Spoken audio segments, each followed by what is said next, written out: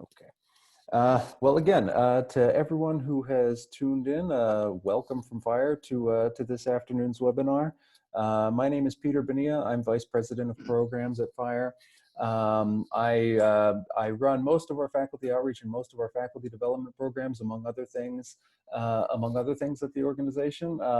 In a normal year, I was just reminded from looking at the remnants of my Google Calendar. If this were a normal year, this week I would probably be seeing a number of people on this call in Chicago at what would have been our 2020 faculty conference. Unfortunately, like so many other things, that's not on the table this year due to the pandemic. We're planning on doing it in Chicago next year, in the same location at the Gleacher Center in downtown Chicago at the University of Chicago. We're looking forward to going back. In the meantime, one thing that we are doing to keep our levels of engagement up with faculty is putting on a series of these webinars. I'm very pleased to be doing this afternoon's webinar with FIRE's Senior Research Fellow Sean Stevens. We are where he is going to be discussing the results of a new survey and a new quantitative rankings of the campus expression climates at 55 institutions around the country. And what I'm going to do so that we have hopefully at least a good 25 or 30 minutes at the end of this to take questions from participants is I'm going to hand it right over to him. One thing I will let people know, at any time during the discussion, you are free to enter questions into the Q&A field over here. You can do them anonymously or not.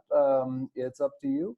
But at any time, feel free to populate questions in the Q&A field, and we will do our best to answer as many of them as we can before the end of the hour. We started a few minutes after 4, so we'll finish this at hopefully a few minutes after 5. One last thing, we are going to be making a recording of this webinar, and we will be putting it on our YouTube channel, and we will be providing it to faculty network members who want to get a recap of the discussion, or more importantly, for those who wanted to be here but aren't able to, because it's hard to put these at a time of day when everyone can make it. So we want to make sure that we're able to do that service to our faculty network members. And let me see if there's anything else I had noted. No, that is really everything. So with that, I'm very happy, Sean, to be handing it over to you. All right, thanks, Peter. Happy everyone's able to attend, given the really crazy circumstances we're all living under. I'm going to do a quick rundown of effectively what the survey is, why we did it, how we came up with the components for the rankings. And I'm going to run through kind of basically the main findings from the survey on a national level. I'd like to really get to our Q&A, and leave a lot of time for that, because this is, since this is a webinar with faculty and not with general public reporters, but more with people who probably have some strong opinions and certainly have expertise on this domain, we really want to hear from you as to how we could tweak this, make it better, improve it. We think we did a pretty good job, but like any researcher, scholar, we know we can do it better. We're probably missing some relevant constructs that might, that we might need to measure. There might be different ways of measuring some of the components we have in there.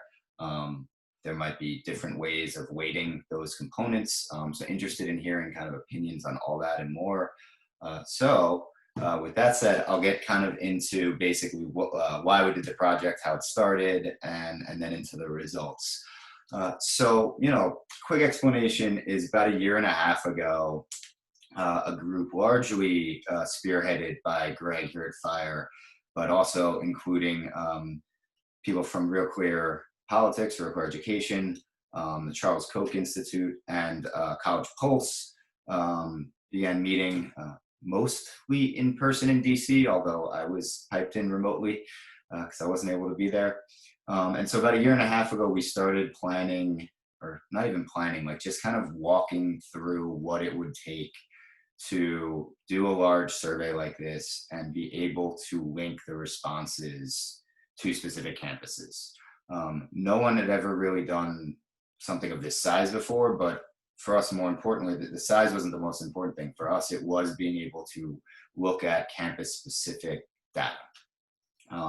The really well done Gallup surveys are all done at a national level. They internally know what students are from which campuses, but that information is not public. And given their sample size, they probably don't have too many students from each campus. So for us, really, the main thing was to be able to compare specific campuses on these various different factors that we decided to measure. So the overall score that makes up the ranking is multidimensional. It's based on 5 components. Openness is the first one, and that's based on answers to questions about whether a topic is difficult to have an open and honest conversation about on one's individual campus. And there's 8 topics that students are asked about. And this makes about 40 points, up to 40 points of the score. Next factor is tolerance.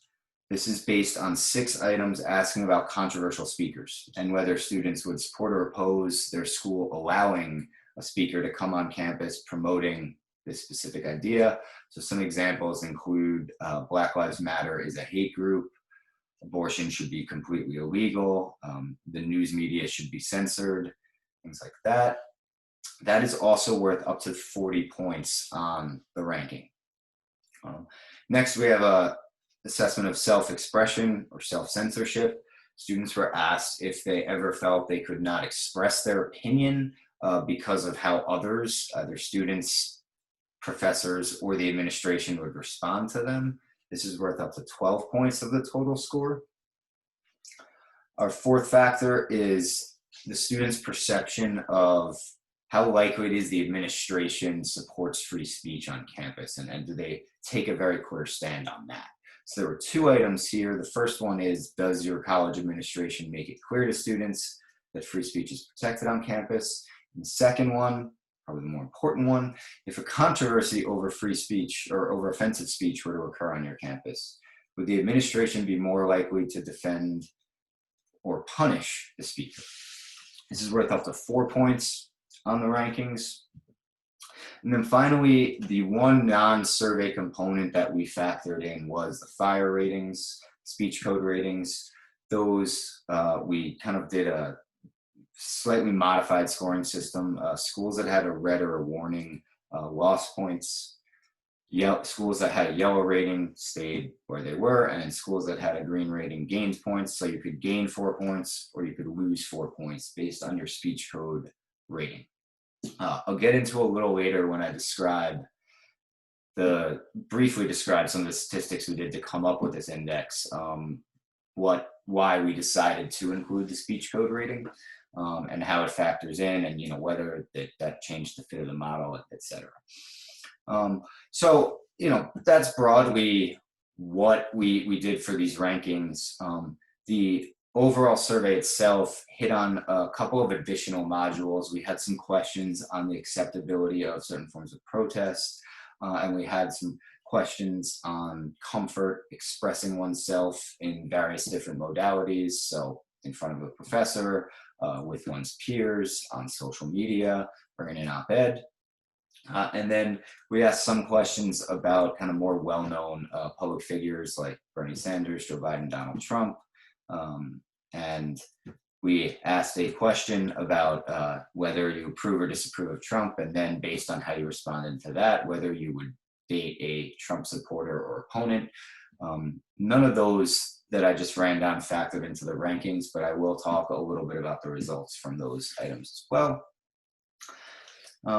And so, broadly, our goal was to provide an answer to parents, students, and other interested stakeholders of where should people go to college if they want an environment where they feel they can express themselves without the fear, not without the fear of sanction, I guess, but without a serious threat of self-censorship or sanction through the campus culture. Okay, so the spotlight ratings from FIRE we think are helpful in this, but they don't tell the whole story. They effectively tell what's on the books administratively, and whether what students might and faculty might be able to be punished over if they run afoul of certain things. But they don't really get at what the culture is currently like or how people currently on campus perceive it. So that was another aspect of this that we wanted to get at. Okay. So with that in mind, I'll kind of quickly go through our different components and some of the survey highlights. So as I mentioned, we had this multi-dimensional approach. To do this, we did a two-step process. We had this very large data file of almost 20,000 students that responded. So we first did just kind of exploratory factor analysis, principal components analyses to see what items in effect would hang together well and could be combined into an index. Now, 8 factors did emerge from this, which kind of mapped neatly onto the different modalities of the survey. We tested a number of different fits. The 2 factors that clearly explained most of the variance in responses were openness and tolerance, those items. So that's why we weighed those most heavily. Also thinking just from scholarship in general on issues of free expression, that those are important factors, particularly tolerance is likely an important factor to the overall campus climate here. So that's why they were given the largest weights. And then, the additional factors that worked, so we tried a 2-factor solution, we tried a 4-factor solution, which included then also self-expression and administrative support. And we tried a 5-factor solution that also included the FIRE rating. And we, of course, tried the solution with all of the 8 factors. The best fitting ones were the 2-factor solution and 5-factor solution. There wasn't much difference there. So we elected to retain the 5-factor one. We felt it made the data richer. It incorporated more components. It wasn't totally reliant on only roughly about 15 questions of the 25 item survey. So that's why we went with this 5-factor solution. And, to really get into briefly with the rankings, there's, we have overall, and the University of Chicago scores #1. Kansas State, Texas A&M, UCLA, and Arizona State round out the top 5. Some of the interesting patterns as you look at the top 10 are there's a number of green light schools populating the top 10. There's also a number of larger state institutions in the top 10. The University of Chicago and Brown are 2 of the exceptions there where they have very small enrollments. At the other end, we have DePaul and UT Austin near the bottom of the rankings. There's also a handful of Ivy League schools towards the bottom as well, Dartmouth, Cornell, Harvard. In contrast to those top 10, schools in the bottom 10 seemed more likely to be private and smaller institutions. Okay? Broadly, the survey reveals a number of differences, gender differences, racial ethnic differences, political affiliation differences. This is all covered in the report in the crosstabs, so I don't want to go into too much detail there where it's not relevant. It also reveals 2 things that I think are pretty interesting for everyone on this call, that there does appear to be like a national culture around these issues, where when we look at the data broadly, including all roughly 20,000 respondents, there's some very consistent and clear patterns, and most of the campuses don't necessarily deviate that much from them. However, when you do compare specific campuses, there's some very interesting differences, and some of the most interesting stuff I think comes from the open-ended responses that we obtained through the self-expression question. Students that said that they felt intimidated and can recall at least one time where they did not express their views on campus because they feared social sanction. We followed that up and asked them to describe at least one of those instances. And we got about 5,500 responses. I'd say outside of a few hundred of them, most of them were pretty rich, quite useful. and they are all up on the the college speech rankings website for perusal, but that's also something I think is very rich for kind of a more rigorous systematic content analysis. Okay. All right, so now I'm going to share. Sean, can I just interject one thing real quickly Yeah, that I should have added at the top? After the end of this webinar, I'll try within the next couple of days to send a follow-up email to everyone where that will just put a lot of these links to sources we're discussing in one place so that people can check them themselves. So the rankings scorecard that Sean was just mentioning, I'll make sure that everyone has access to that.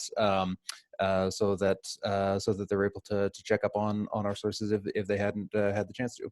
That's all. So Sean, please continue. Okay. So yeah, I'm going to share my screen now, and I will kind of just quickly go through some of our main findings at the national level, then kind of just wrap up with a few additional things, and then we can get to the Q&A section. So let me start this. Share my screen. Right this one right here. Okay. And let's go bigger. Okay, so here's our data on self-expression.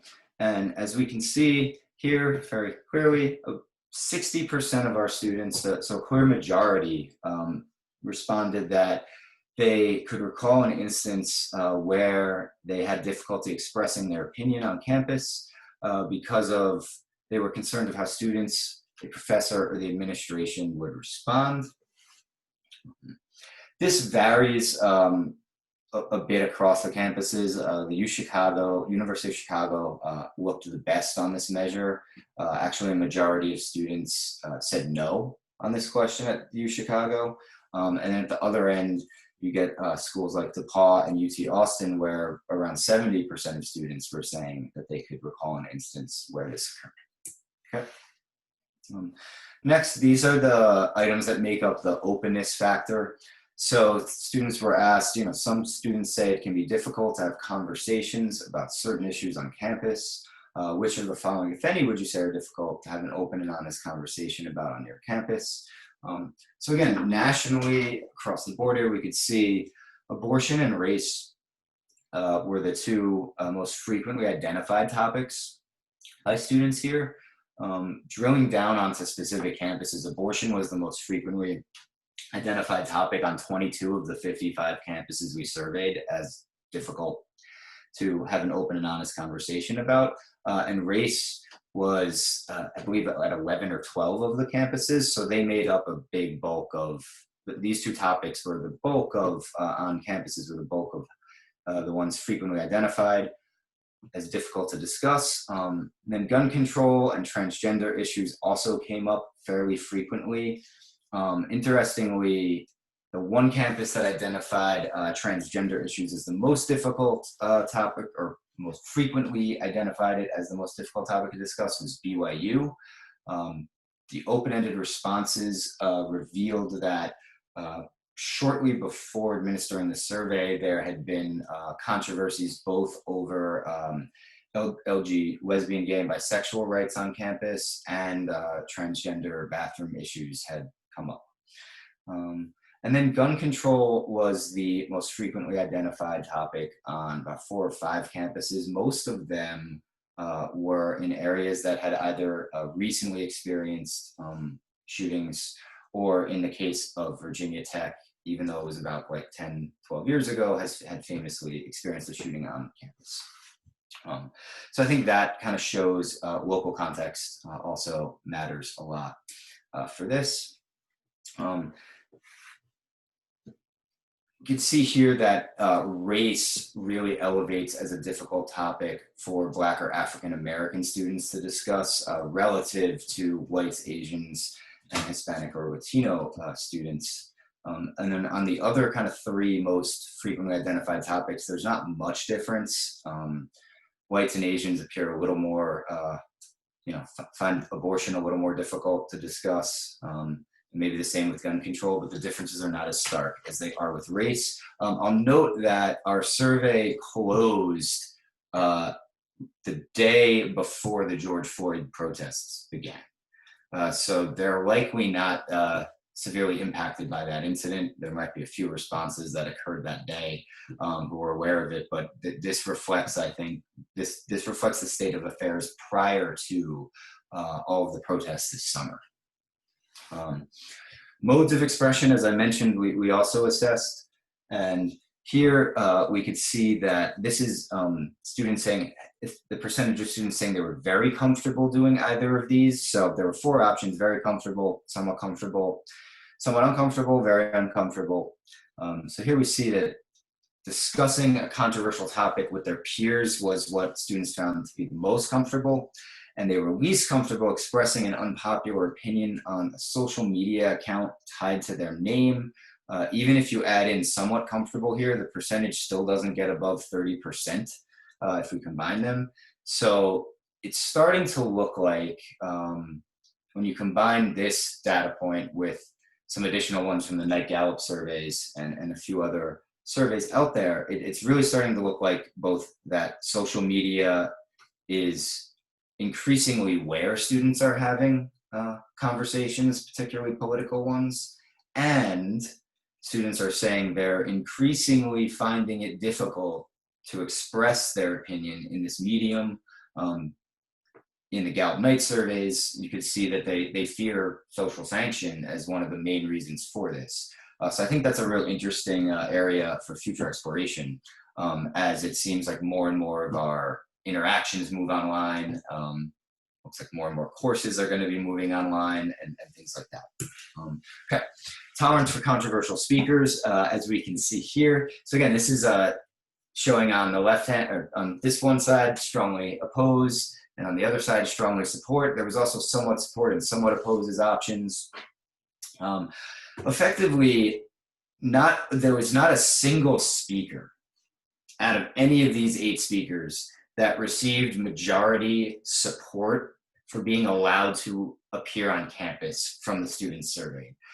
One speaker, the US should support Israeli military policy, if you combine strongly support and somewhat support, got exactly 50%. So they were exactly split 50-50.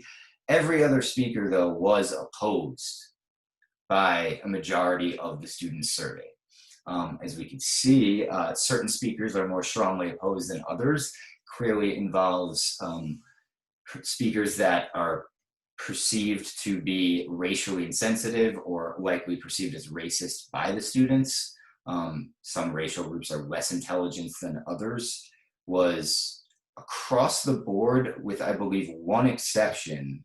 So on 54 of the 55 campuses, this was the most strongly opposed speaker, based on the percentages of students that opposed him or her.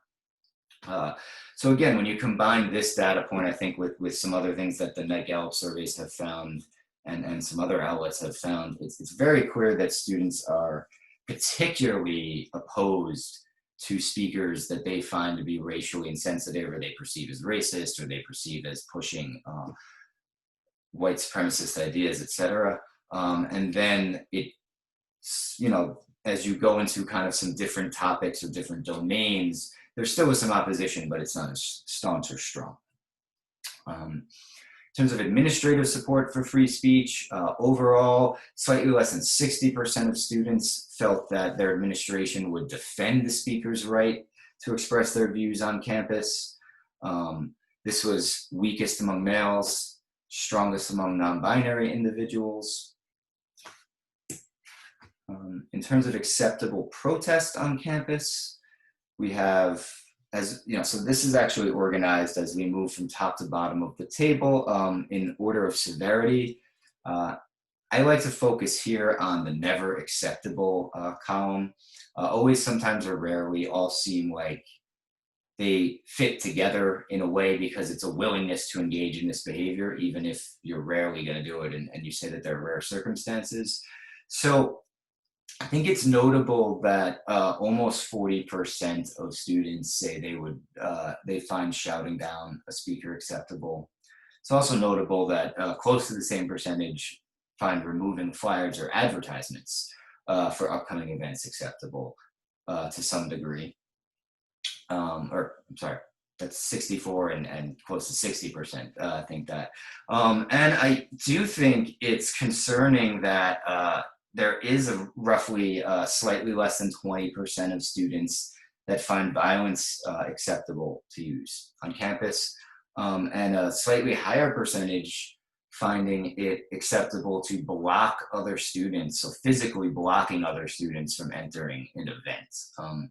Those two I find a bit more concerning. The percentages are low, but given the sheer number of college students there are in the country, if that even closely approximates what the attitudes are, it suggests that there's a decent sized or notable minority that may engage in some of these behaviors. Last few things are the tolerance of the well-known public figures. So surprisingly, even roughly about 1/5 of students would not allow Joe Biden on campus. Obviously, slightly more would not allow Donald Trump on campus to share their views. I'll note here, I don't have it presented, but I'll note that we also asked about talk radio host Rush Limbaugh. It was phrased that way, and he got the least amount of support. So Trump did at least get a bump for being the president, even though he's obviously particularly unpopular among students. But I found the Biden figure also a bit surprising. And Bernie Sanders had about 90% of students saying yes. So just to kind of put that out there as well. And then the last one is the dating and opinions of Donald Trump. The majority of students did not approve of Donald Trump's job performance. So students were asked, do you approve or disapprove of Donald Trump's job performance? If they said approve, they were asked about how difficult it would be to date someone who opposes Trump. And if they said they did not approve, they were asked about how difficult it would be to date someone who supports Donald Trump. So the majority of responses are in the column about how difficult it would be to date someone who supports Trump. And as we could see, that seems very difficult for a number of students in that realm. The pattern is there to a degree among the people who approve of Trump's job as well, but it's not as strong. This also lines up pretty nicely with some recent data that's come out from Pew Research Center and a few other outlets, showing that on both sides of this kind of question, you find this opposition, but it's a bit stronger among people who are opposed to Donald Trump. Okay, so I'm going to stop sharing the screen now. Those are kind of our main findings. And I just want to wrap up real quickly so we can get to the Q&A. The open-ended responses, which I mentioned already, that I encourage anyone who's interested to kind of peruse through on the website, they kind of fill out this picture, and I think they enrich it. There's a lot of comments in there about students in general saying, you know, it's just really difficult to bring up a controversial issue on my campus. Who would do that? Everyone knows what's going to happen. You're going to get shouted down. You're going to get made fun of. You're going to get attacked, etc. There's a couple of the other common themes that emerged was both liberals and conservatives, when they considered themselves to be in the minority, noted that they had a very difficult time expressing themselves.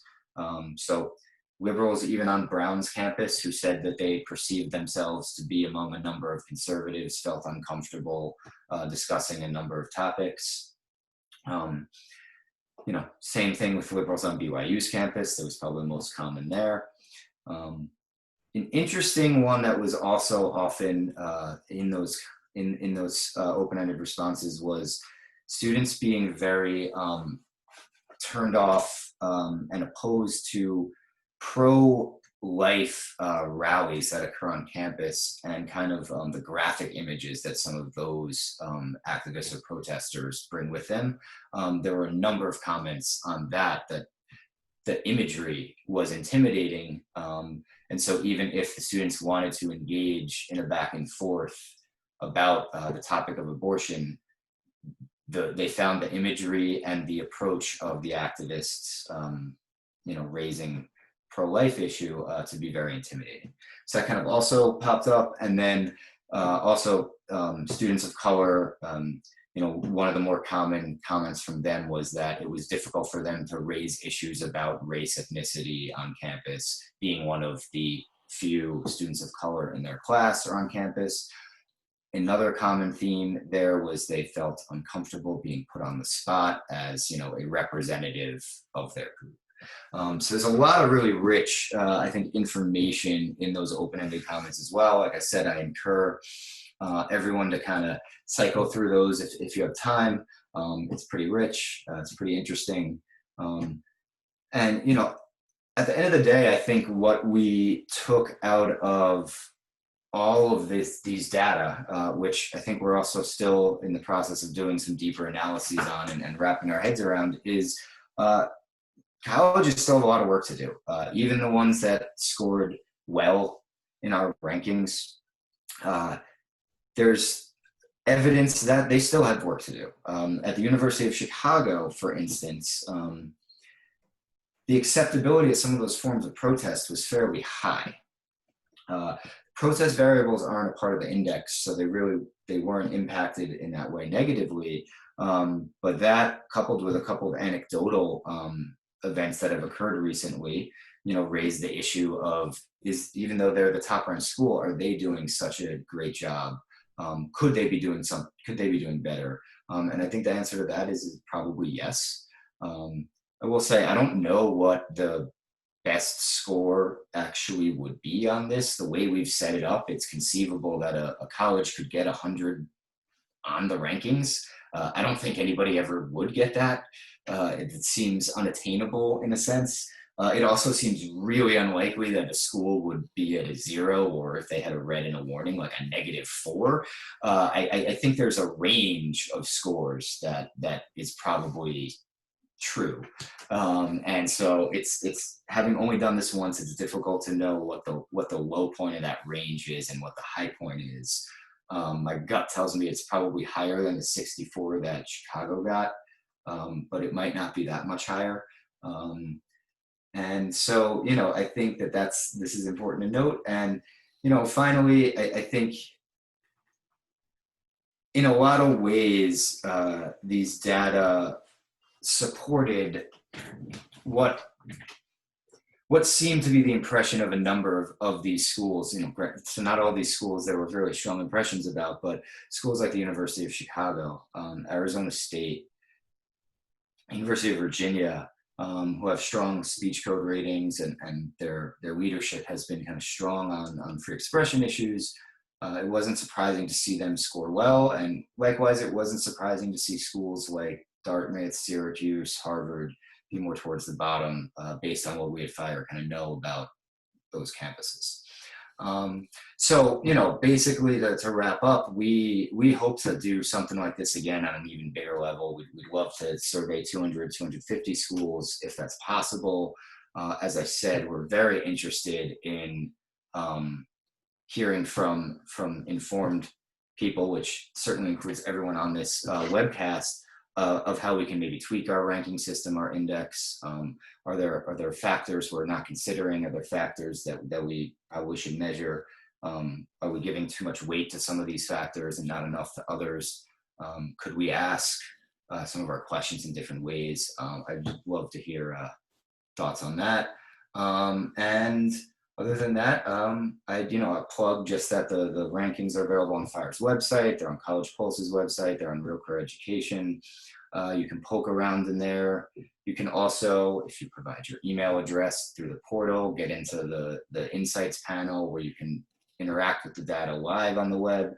And you can also download a raw CSV file with a code book that'll allow you to make sense of all the numbers in there, and you can plug that into whatever data analysis program you want and look at the numbers yourself.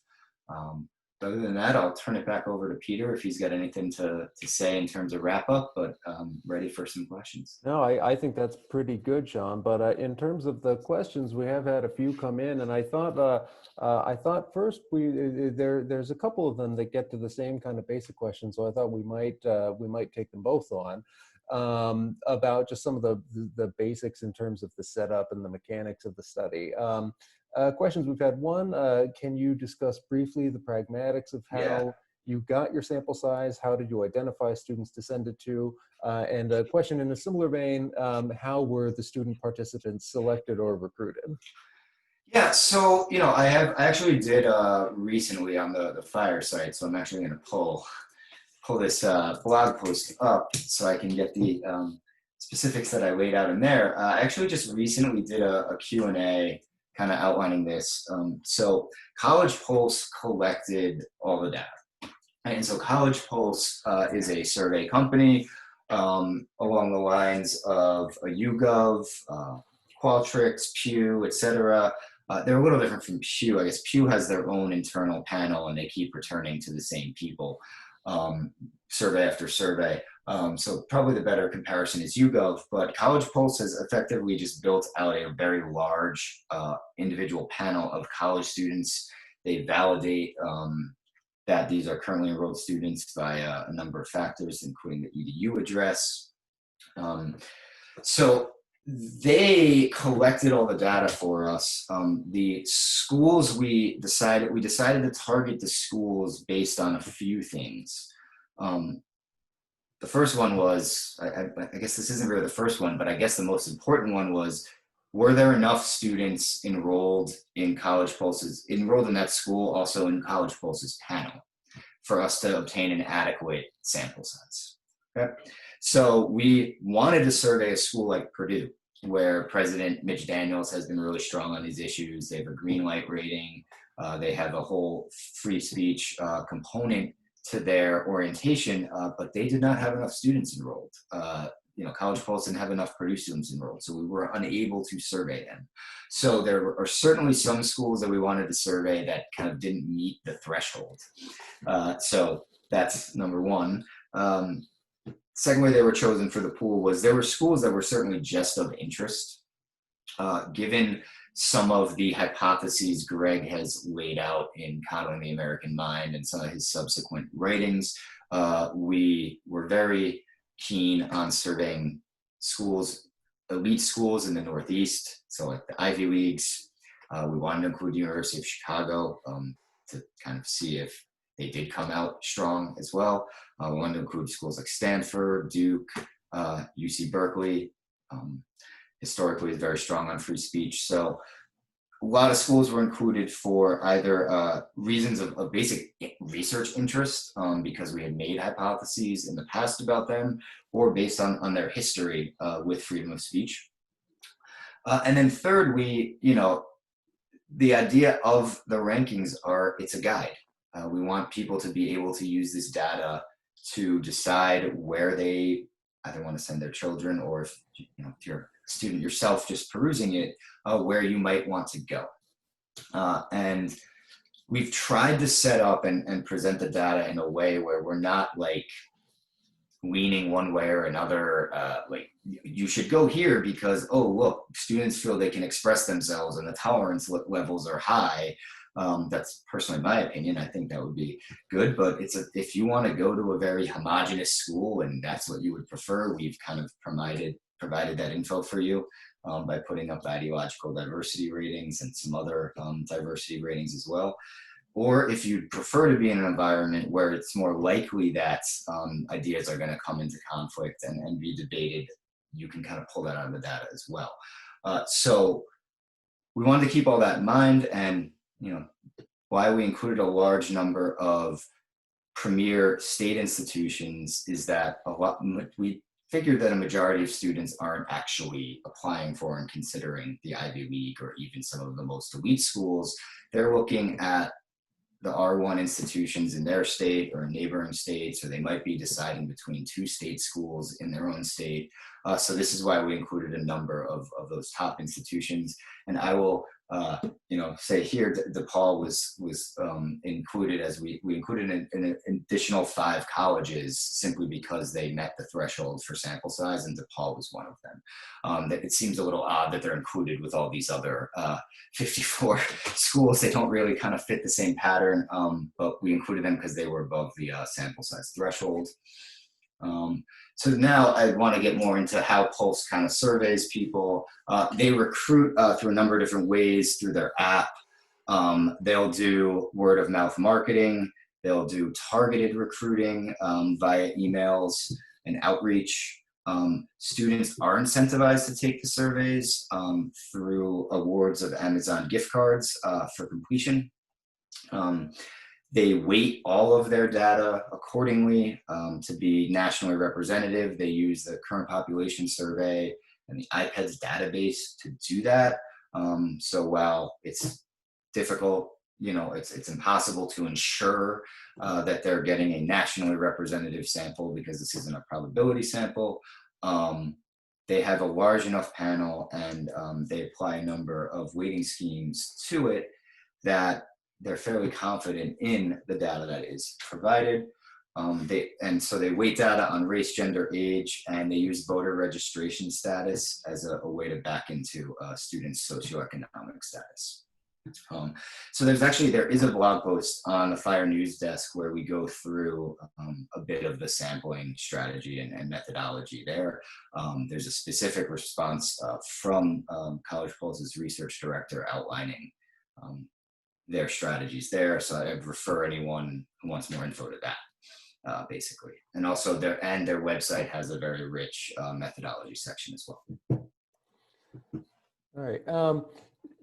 Sean, I'm going to go to another question that we had, because we've been talking about we've been talking about how this kind of guide, admittedly limited in its scope because of the number of institutions that it focuses on. With the number of institutions that had a sample size meeting the threshold to give us a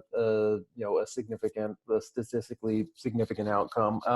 A question that I've had is there the possibility that there could be a separate ratings list for community colleges or two-year colleges, which might indeed put a lot more of them on task for getting by the First Amendment? Can you talk about the potential for that? Anything maybe particular to the community college setup that might help or hinder the usual formula? So yeah, it's possible. There are Pulse's panel does include community college students. I've also, in my own research, I've collected a number of data sets through Qualtrics, and they're able to get community college students fairly easily as well. So it's doable. I think some hurdles that would come into play with the way we've currently done the rankings is we factor in the fire speech code ratings. So we would, if a school didn't have a fire speech code rating, that would just effectively be a set of missing data from the component. But I think it's a worthwhile endeavor to explore, because for a few reasons. I think number one, it would, given what I know about enrollment at community colleges, I think we would have less of a problem, quote, ensuring that we've gotten either first generation or lower income students in the sample if we drew from there. We also probably, I would imagine, a number of community colleges probably meet the statistical threshold. I mean, some of them are very large. So having, as long as there's a handful of students on campus that are using the app, it probably would be fairly easy to build those panels out if they weren't large enough already. But some of them might be fairly large to begin with. So another thing though that would factor in, and I think could be a challenge if this was kind of an ongoing project. If this did become an ongoing project and community colleges were a part of it, is there's even more overturn of the student body, or more frequent overturn of the student body there than there is at a four-year institution, based on it being a two-year, or ideally a two-year institution or two-year program. So that concern factors into why we actually do think this needs to be done periodically or maybe even annually, simply because as the student body changes, our survey results would change. They're basically a snapshot in So I think it's be a worthy endeavor to look at community colleges, and it's certainly possible. But there could be a couple of other obstacles then that we encounter um, with the way we've currently done the rankings. That doesn't mean we couldn't come up with a way of doing it for community colleges as well. We just probably wouldn't be able to compare across the two different categories. Sure. Yeah. I would just add to what Sean says, as someone who works with a lot of community college faculty, obviously, and for several years was involved in FIRE's defense and investigative work. That definitely no analysis of this issue will ever be complete without a good accounting for community colleges and two-year colleges. Definitely, in my experience, some of our most kind of pitched battles for First Amendment rights at two-year colleges, have been at two-year colleges. We've had, like, I would say probably some of the least accountable administrations that we've dealt with in terms of violating academic freedom, violating student First Amendment rights. Definitely some of the least accountable administrations we've encountered have been the administrations of two-year colleges. So I definitely agree that it's a pressing concern. It's always one. It's very easy. It's very easy in this business to have a kind of built-in bias to the sort of image of the leafy four-year campus, but that really doesn't come close to accounting for higher education as a whole. So I'm always happy to think harder and work closer with our community college contacts, and definitely invite any of them to shoot me an email, peter@thefire.org. I'll send everyone on this chat an email after the conference. But thank you for the question. I agree. It is an urgent one. I am going to tackle another question that I've seen come in, which I think I can help answer, and that is: are there any implications for helping FIRE set or recalibrate their advocacy efforts for students and faculty members that find themselves in challenging academic situations? I think one thing probably driven home by this study and by a lot of FIRE special projects is that our defense of the First Amendment and academic freedom, our kind of our traditional case of investigating a case, going to the university, taking it public, fighting that kind of public battle, like for a student or faculty member's rights. I think that is only going to get us so far. I think what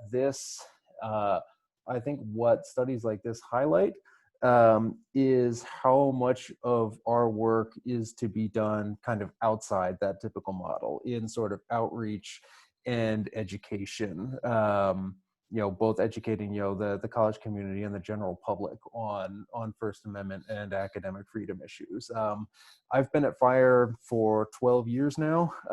In that time, FIRE has gone from being an organization of about 20 to a little over 50. And where a lot of that increase in staffing has come from is in the areas of outreach, education, doing things kind of outside the usual, the usual fire mold, what we're probably best known for, which is, when we go head to head with the university, in the case of faculty member or student. I think it highlights just sort of how incomplete that leaves the work, and how important these supplemental efforts of FIRES are in terms of just increasing awareness, increasing education, and just sort of working to try and give the foundation for free expression on campuses a little bit of a better foundation, which you can't just do with a stick. There has to be some carrot to it also. So I think that's definitely what's driven home, which is just how much work there is to do outside our usual defense and investigative process. I'd build on one thing on that is we've already in the 2-3 weeks that the rankings have been out, there's already been some reach out from administrators, universities, like what can we do to improve our ranking? And I think it's the easiest thing administrators can do is, well, come out clearly in support of free speech, the First Amendment, like make that clear to the students on campus that that's a component, and work on those speech policies. Those are two things that administrators have kind of like direct control over, that they could do right away. Boosting student tolerance, making them feel more like they can express themselves on campus. That's probably a more complicated effort. It's probably doable, but it's not as easy as the direct things they can do. And I'll point actually to Clemson as an example of this. I've just been kind of going through, looking at, looking in more detail at some of our data, and Clemson actually on a number of the subcomponents ranks pretty strongly, does well on tolerance, does well on openness, does fairly well on self-expression, but it has a red light rating and it does really badly on administrative support. So one thing a school like that could do to really quickly boost their rankings with their administration, take those efforts, and Clemson would probably shoot up pretty quickly, provided those other factors stayed the same, if or stayed roughly the same with the next snapshot we took. So, Interesting. yeah. I'm gonna go to another of the questions that we've had come in. Going to the question of potential alternate metrics, alternate considerations that we might use in evaluating institutions. A question I have from one of our attendees. I think it would be interesting to see what institution level variables differentiate the schools. Is it proportion of tenure track faculty, the degree of political heterogeneity in the particular community or state that the institution is located, proportion of veterans, financial security, heterogeneity of political parties and faculty, etc. Sean, I'd love to hear your thoughts on that basket of variables. I know also, like definitely one of the things I found the most novel about the study is the way that it ranks, the way that it ranks universities, not just overall, but how it sort of it tries to take into account like some of those baked in variables in terms of in terms of the political makeup of the student body, where you see some of the more kind of bigger red state universities doing better, but mainly because their scores on because they're raised up by the scores that they're given by conservative students, and then vice versa. I have the report open. I'm looking at. I happen to have Brigham Young University's page open, and they come in 49th. Because even though they come in fourth when they're scored by conservative students, they're dead last on the liberal score. So if you could maybe go to some of those alternate concerns for ways we might measure universities, I'd be very interested to hear that.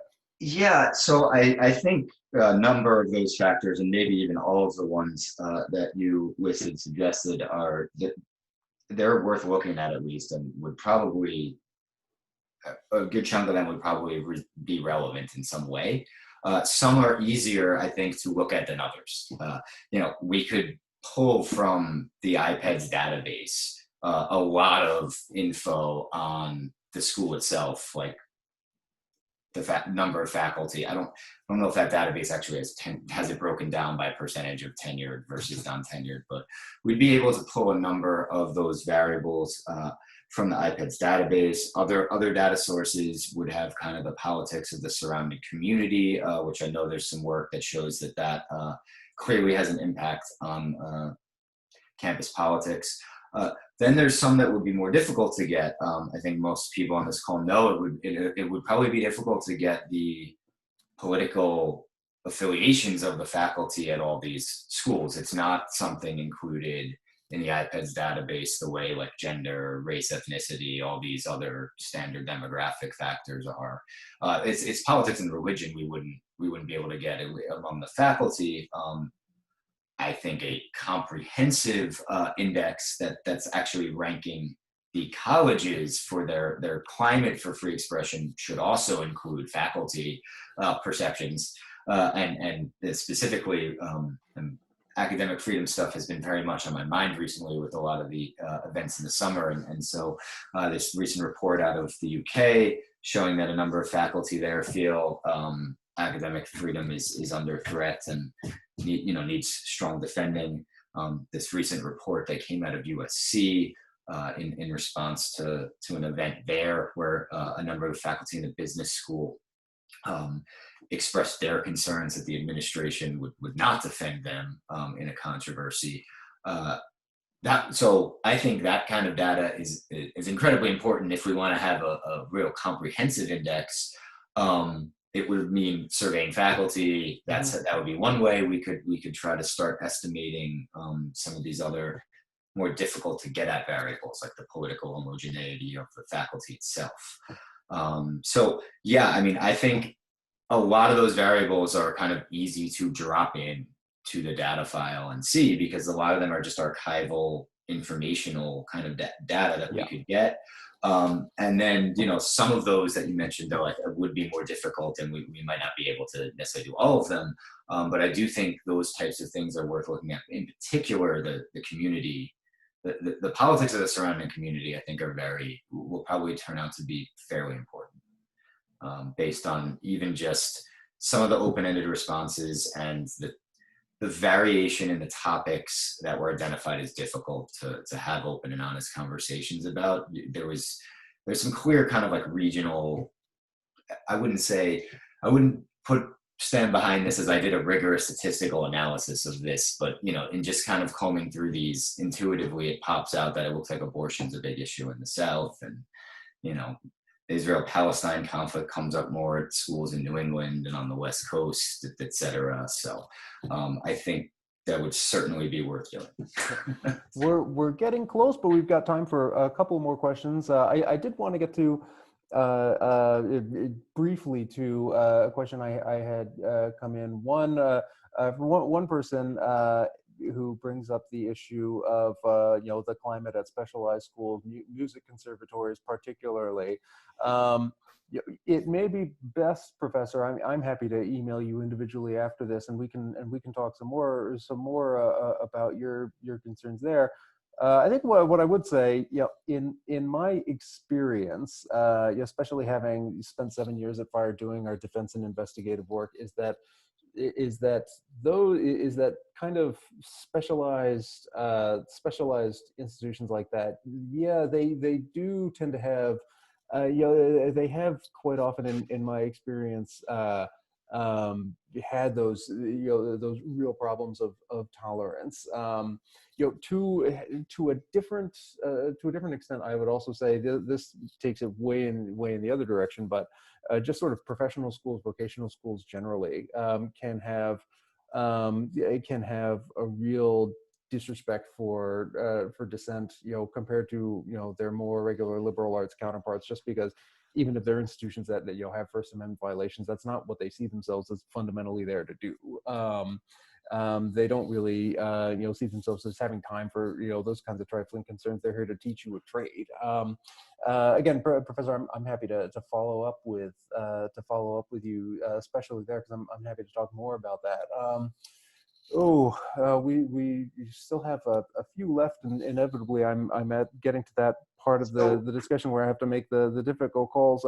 Sean, I thought I might just ask one quick question. It actually might not be a quick question, but I know that I know that in addition to your work on this study as our lead author, you've also done a lot of analysis, and you're pretty well read on the literature generally on from the last several years of free speech surveys done in higher education evaluating student attitudes. Could you briefly could you maybe briefly say how this fits in that tradition, and kind of what, like, if there's a major contribution that we've made in terms of what sets us apart from the rest of the body of research. Sure. What makes this notable? Yeah, sure. So, the highlights and certainly what I think the main things that make it notable are it is the largest survey of its kind that focuses narrowly on free speech attitudes. Like the Harry student surveys obviously have larger sample sizes. Some of those ask a question or two about free speech, free expression issues, but they're not entirely focused on that topic. So this is the largest ever survey done focused on strictly on that topic among students. It might even be the largest one ever strictly on the topic done, period. That I'm not entirely sure of, so I wouldn't hold me to that one. The other thing that I think is the other thing that is unique is the rankings themselves of the specific schools. No one has tried to do that before based on free expression and free speech in the way we did that. And that's why I again, like, I just will stress it's as someone who's a researcher and a scholar, I look at that as this is the start of it. We've come up with a method. We certainly stand by what we did in this round of data analysis and our method, but we're very open to hearing different alternative conceptualizations or other ways of getting at this, or other things we need to do to make a more comprehensive index. So those are the two really, really notable things, I think, that stand out. Is it's the largest one ever, and we're the first ones to do a ranking like this. How it fits with a lot of the other surveys that have been done over the past maybe 4 or 5 years is, I think, fortuitously, I kind of put together a nice summary of this for Greg the other day, because he's doing an event on Thursday of this week where some of these topics will come up. The items might not have been asked in exactly the same way across all of these surveys, right? Minor tweaks of wording here, or maybe same way of getting at a construct with like a different question and different way of getting at it. But broadly, much of this data continues to tell a lot of the same story that Gallup Night, the Night Gallup surveys have found, and other ones out there. Students are, I think, broadly what our data shows, and this builds on these prior studies. Students are aware of how their opinions are perceived. There's an awareness. There's kind of a vigilance that goes into it. This is consistent with like spiral silence theory from communication. They are surveying their environment, and they're aware of what the dominant or majority opinions are, and they know if theirs is in the minority. They're certainly concerned about how their peers and professors perceive them. Some of these are probably really valid concerns. This might not all be a bad thing. I think it's actually, some of it's probably a very good thing. But it's pretty obvious that is the case. It does appear that students might be, and not surprisingly, like they're more comfortable talking about controversial topics with peers. Particularly, it sounds like they're friends or classmates, like people they consider close with them. They're a little more reticent to do it with people who have power over them. Professors being one. A number of the open-ended comments mentioned, well, no, I would never like criticize or disagree with a professor on that topic. They control my grade.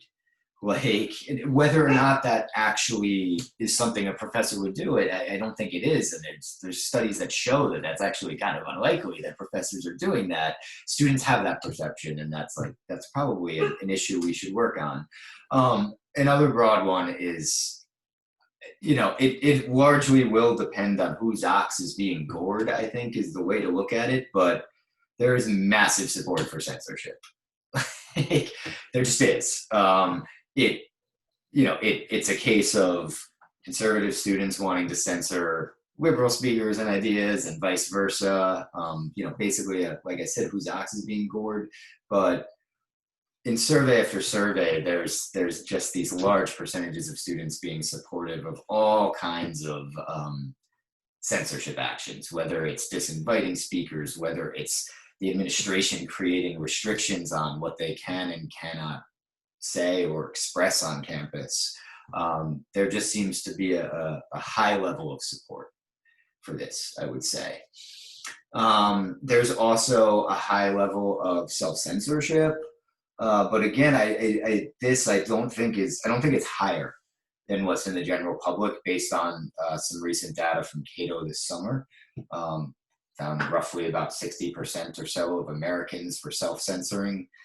That's what we found in our college students. That's roughly what Knight Gallup found with their survey earlier this year, and that's a figure that's unchanged from a few years, like, changed by maybe a percentage point or two from a few years ago.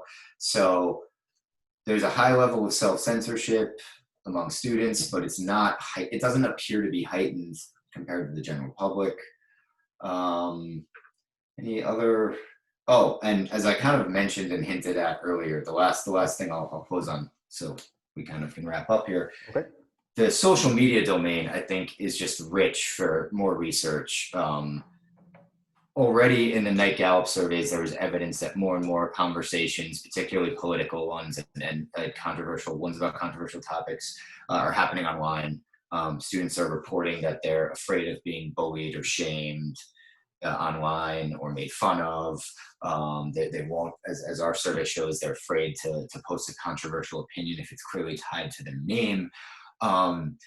As we move forward in what is still a pretty uncertain time with online Zoom classes and webinars and just more and more things happening on social media, I think this is probably the richest area for future research, is how free speech and expression and all this plays out in that domain.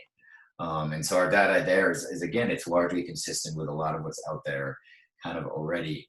So I'll kind of, I could keep going, but I'll yeah, I should have known better than popping that question on you at 5:02 or whatever it was. Well, I think unfortunately I have to wrap it up there. I've kept our faculty a few extra minutes. I appreciate everyone who stuck with us. I know I wasn't able to get every question answered. We can do a follow-up blog or something. We will be continuing to write about this study on our news desk for sure. Additionally, I will be sending, like I said earlier, I'll be sending a follow-up email to attendees of this call. Just inviting you to continue sending your feedback and also giving sending links to some of the sites and some of the resources that we've discussed in the course of the Q&A here. Like Sean said, we definitely want to get your feedback.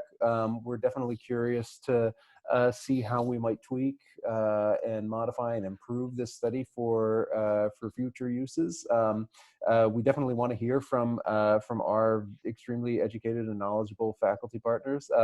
So keep an eye out on your email, but also feel free to email me anytime, peter@thefire.org, email Sean at sean.stevens@thefire.org. We look forward to talking with you further. And again, just thank you so much, everyone who tuned in this afternoon.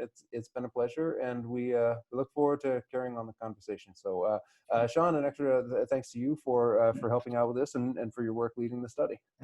Thank you, and thanks for everyone for listening to me for an hour. Absolutely. Well, everyone have a great rest of your day, and we will be talking to you all soon. So take care. Bye.